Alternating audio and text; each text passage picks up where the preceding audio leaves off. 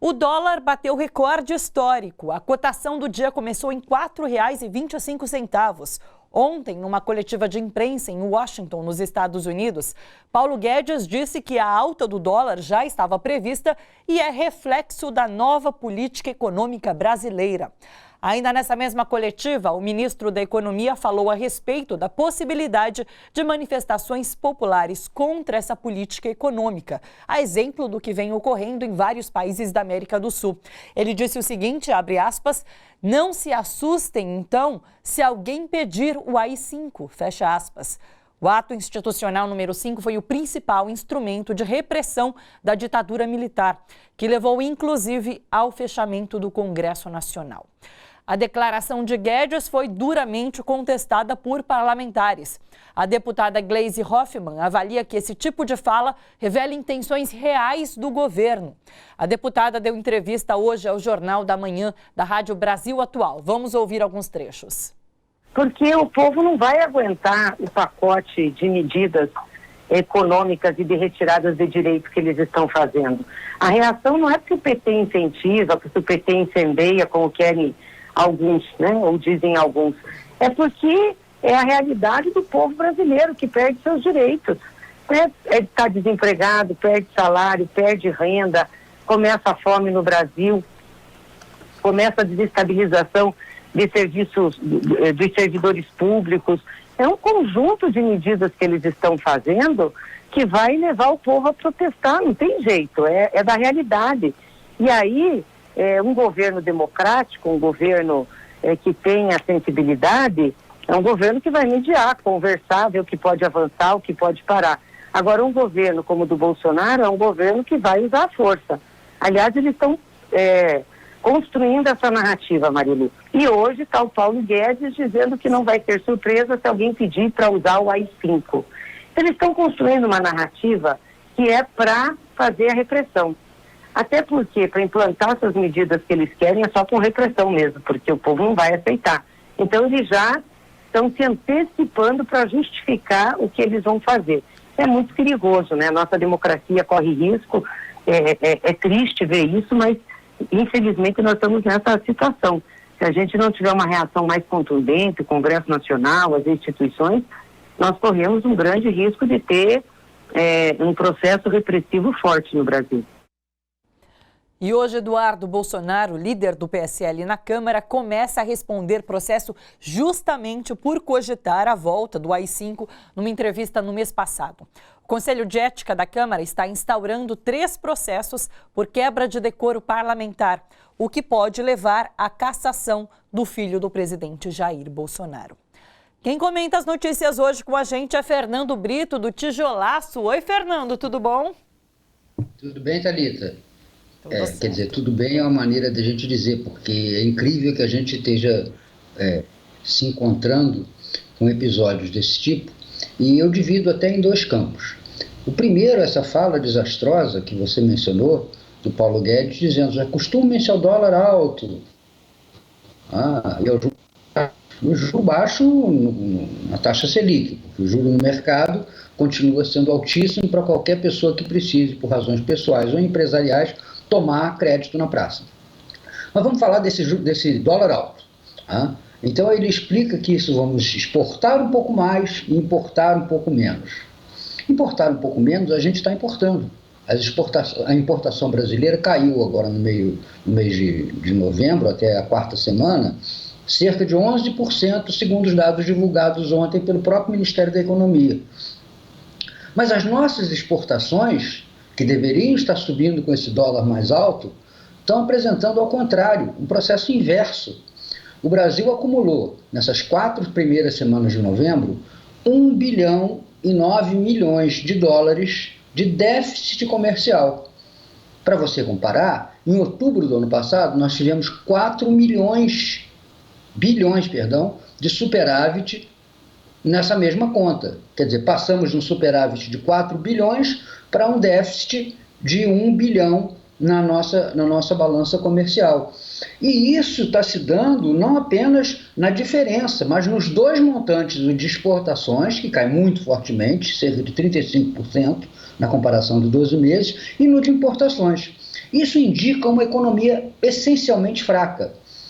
Nós estamos nos baseando para dizer que essa economia dá sinais de recuperação em pequenos dados do varejo que podem, inclusive, ter sido alavancados com esse pagamento de FGTS e as próprias despesas de final de ano, que normalmente exercem esse papel de, digamos, aquecedor da economia. Mas, na essência, nos fundamentos, a economia brasileira está importando pouco e exportando menos ainda. Para um país exportador como o nosso, isso é extremamente grave. O que teve essa fala do Paulo Guedes de efeito imediato? Logo de manhã, quando o mercado abriu, o dólar pulou e registrou esse valor de 4,25, que você mencionou. Hoje o Banco Central entrou no mercado, vendeu perto de 2 bilhões de dólares em regimes compromissados de swap, e swap é uma troca, que você vende o dólar com a garantia de recompra aquele preço no futuro. E conseguiu baixar isso para 4,24 e agora já está voltando no início da tarde para a faixa de 4,27. Quer dizer, um número impressionante para um país que tinha, há um ano atrás, o dólar a 3,60. Se a gente parar e pensar, nós estamos tendo uma desvalorização nesse período todo aí de um ano e pouco, de quase 20% da nossa moeda. Então isso cobra um preço para a economia brasileira, e isso só pode estar sendo pensado, né, para favorecer a entrada de capital externo aqui comprando patrimônio brasileiro a preço de banana. Por quê? Porque se eu vendo alguma coisa a 10 bilhões, né, esses 10 bilhões eram, há um ano atrás, 3 bilhões de dólares. E agora, esses 10 bilhões já estão chegando praticamente a serem 2. Então, você tem um desconto no preço dos ativos brasileiros postos à venda. O segundo ponto do Guedes foi essa segunda ressurreição, digamos assim, do AI-5, que já havia sido tirado da cova pelo Eduardo Bolsonaro.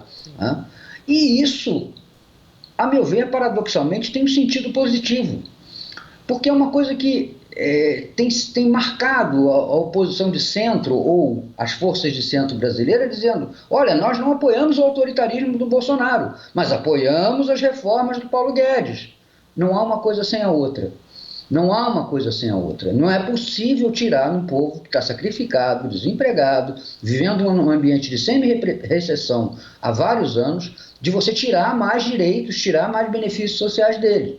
Isso só se faz com repressão. E o Paulo Guedes deixou, inadvertidamente, com a sua fala, marcado isso. Não existe mais diferença sensível entre Bolsonaro e seu posto Ipiranga. O posto Ipiranga é apenas o combustível da política antissocial de Jair Bolsonaro. Isso, para mim, foi importante porque tanto o Rodrigo Maia, quando havia Alcolumbre, presidente do Senado, diziam: não, olha, o Bolsonaro exagera, ele faz um populismo reacionário, mas nós estamos firmes com as propostas do Paulo Guedes. Não há possibilidade. Não há essa possibilidade. Quem se opõe a Bolsonaro se opõe a Paulo Guedes. Tertius non datur. Fernando, o que me parece é que o governo, ele aposta nessas manifestações populares. Ele quer que essas manifestações populares aconteçam para elevar o patamar do uso da violência e até desse autoritarismo. Eles apostam nessas manifestações populares.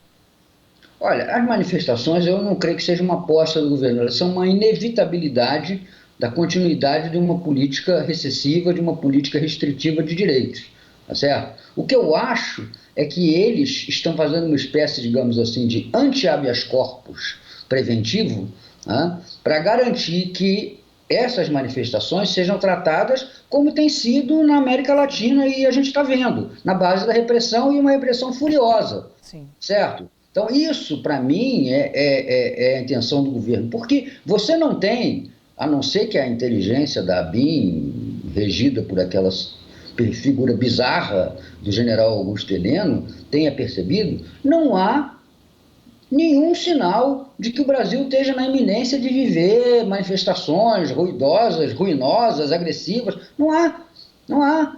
A esquerda tem sido, inclusive, muito moderada, porque depois daquelas tentativas de manifestação sobre a Previdência, as grandes manifestações sobre a questão educacional, que já tem 6 ou 7 ou 8 meses, né, não houve mais nenhuma convocação de ato de rua, a não ser atos festivos, como o Festival Lula Livre lá em Recife, mas nenhum ato de rua que pudesse, em algum momento, ser classificado como sequer propenso a ter confrontação, baderna, quebradeira. Inclusive, nessa festa dos flamenguistas, né, quem quiser observar todas as cenas gravadas vai ver que aquela multidão marchou 4 horas em ordem. Quer dizer que os vândalos, os depredadores, ficaram 4 horas quietinhos, com todas as chances de quebrar ali o centro do Rio de Janeiro, e só depois, no final, resolveram fazer aquilo? Claro que não. Aconteceu aquilo porque eles, na hora de deter a multidão para não seguir o carro, foram extremamente brutais e agressivos, com bombas de gás, spray na cara das pessoas, entendeu? E, é claro, uma torcida de futebol, muito mais até de qualquer tipo de multidão, vai reagir a isso. E reagiu. E nós vimos cenas impensáveis. Policiais passeando na rua com pistola 45, revólver Magnum 357. Para que aquilo? Vão atirar em quem? Entendeu? Então nós estamos tendo um show, né, de brutalidade, por enquanto ainda, né, em boa parte potencial das forças policiais, que é exatamente o que Bolsonaro está instigando. O partido de Bolsonaro não é o PSL, não é a Aliança para o Brasil que ele sugere agora, e que não tem a menor chance legal de se concretizar a ponto de poder disputar as eleições de 2020. O partido de Jair Bolsonaro é o partido policial-militar, ou militar e policial, para que a gente não confunda com a PM. Esse é o partido dele, o partido da repressão. Tá? E é isso que nós vamos ter que enfrentar com a cabeça no lugar, com serenidade, tá? Dizendo para os companheiros, olha, calma, porque o que eles querem, e aí sim eu concordo com você, o que eles querem é que algum de nós, tá, parta para a confrontação e eles tenham justificativas para exercer uma repressão brutal sobre o movimento social brasileiro. Que tempos, hein, Fernando? Muito obrigada pelo seu comentário aqui no Bom Mas Dia é a Todos. vantagem de estar velho, né? Para mim, esses tempos são menores. Necessariamente, se eu tivesse 30 anos, eu estava lamentando muito mais. Com certeza. Obrigada, Fernando. Grande beijo para você.